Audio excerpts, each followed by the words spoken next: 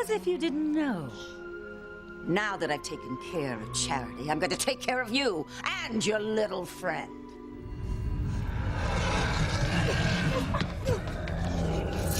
It's our friends in the basement! Oh, no! Oh, yes. And they're not at all happy.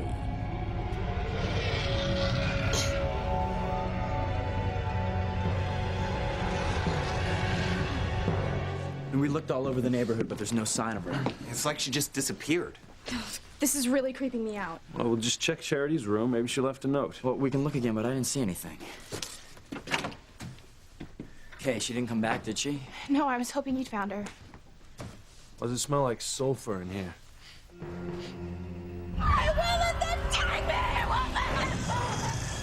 There was a fire in here. No, there wasn't. Oh, I mean, Charity thought that she saw a fire in here. Louise, Charity had a vision of the fires of hell and souls of the damned calling out in agony in her closet. In the closet? Yeah, well, she must have just been having a bad dream. So, wait a minute, what's this?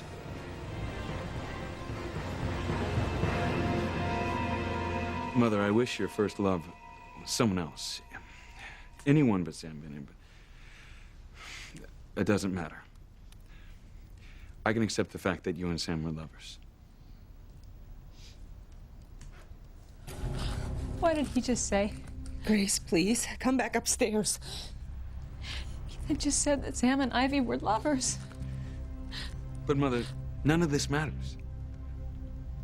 I mean, you and Father can go to counseling if you want. Or not. But what's important is that I can't possibly be Sam Bennett's son. I mean, it was over between you and Sam months before you were married, and then 9 months after the wedding, I was born. Yes, I married Julian. I was even naive enough to believe he loved me, but on my wedding night, I learned the truth. Truth. How I was bought and sold into marriage. I even heard Julian and Alistair laughing about it. What did you do when you found out? No, please don't ask me to tell you that. Mother,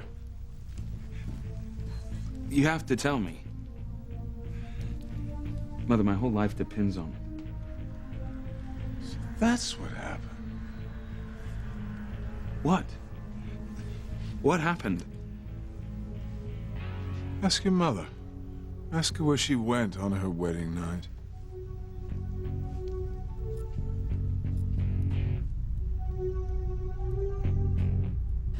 Grace, don't listen to any more of this. No. I have to hear it. The angel said I'd have to be brave. Take a look at this. Looks like scorch marks. That's what it looks like to me, too. Scorch marks? Like, what, there really was a fire here? Blah. That's exactly what they are. But no, that's impossible. I mean, Trudy only dreamed about a fire.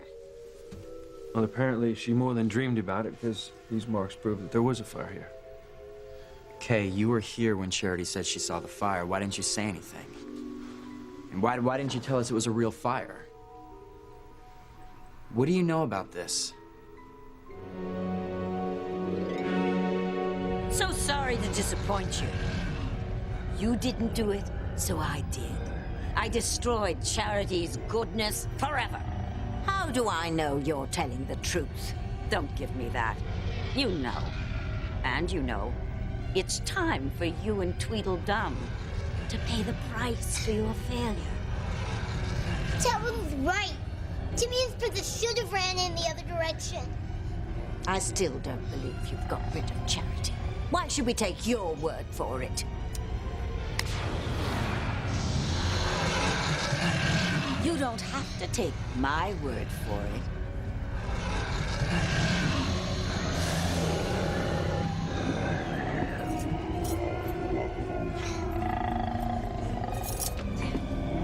What are you doing? Our friends in the basement are waiting for you and Dollface. Mother, I have to know. What happened on your wedding night? Go on, Ivy. We're all dying to know.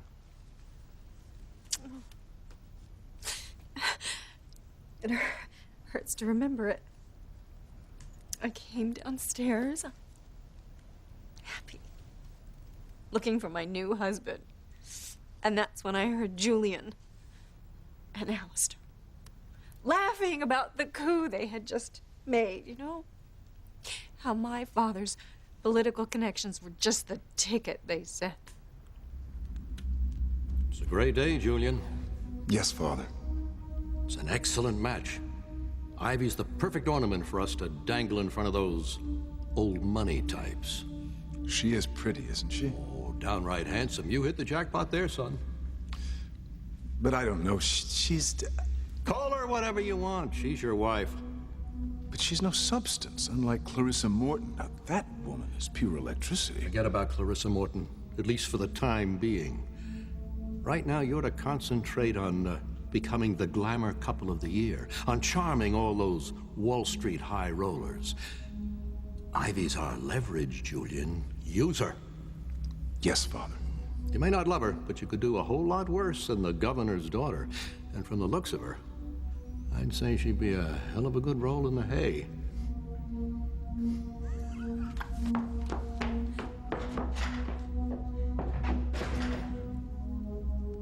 I felt like such a fool. And I felt so betrayed. So I ran away. Her father brought her back in the morning without explanation. I've always wondered where you went, darling. I thought you got cold feet because of the wedding night, ran to one of your girlfriends. But you went to Sam, didn't you? See, Ethan, that's when you were conceived.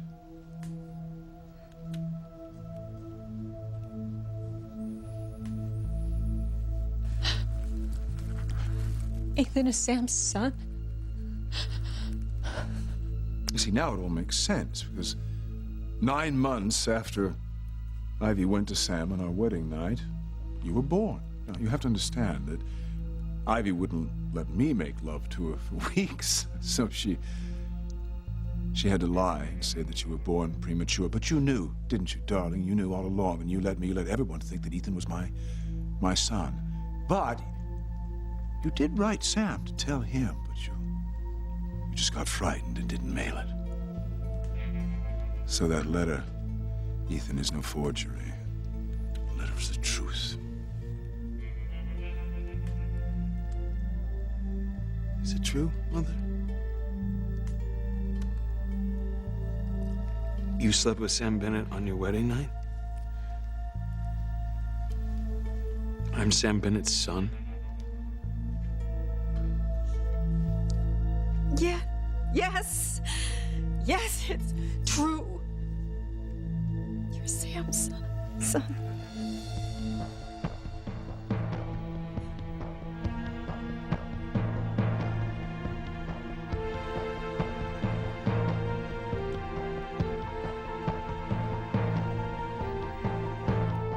No. Grace, come back and lie down, please.